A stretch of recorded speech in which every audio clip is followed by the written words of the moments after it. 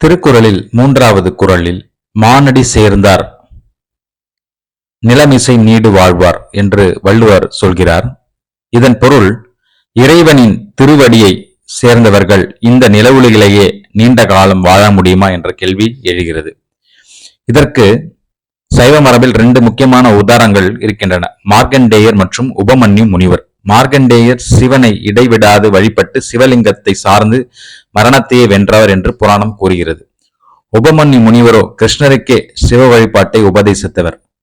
பின்னர் சுந்தரர் கைலாயம் செல்லும் பொழுது அவரை எழுந்து வணங்கியவராக பெரிய புராணம் மரபு கூறுகிறது.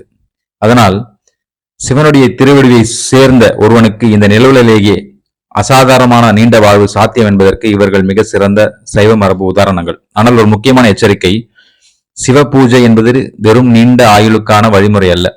மார்க்கண்டேயரும் உபமன்யுவும் உலகியல் வாழ்க்கைக்கான இதை செய்யவில்லை. அவர்கள் முழுமையாக சிவசார்பாக இருந்தனர். மேலும் முறையான தீட்சை, ஆன்ம பக்குவம், தகுதி இல்லாமல் இந்த உயர்ந்த சிவ சாதனையை வெறும் லாங்கிவிட்டி என்ற நோக்கத்தோடு செய்தல் வெற்றியை தராது.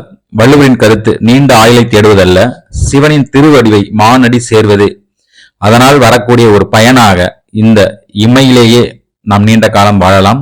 நில உலகிலேயே நீண்ட காலம் வாழ்ந்தவர்களை பற்றிய ஒரு சான்றாக இருக்கிறது இந்த திருக்குறளின் ஒரு அமைப்பு.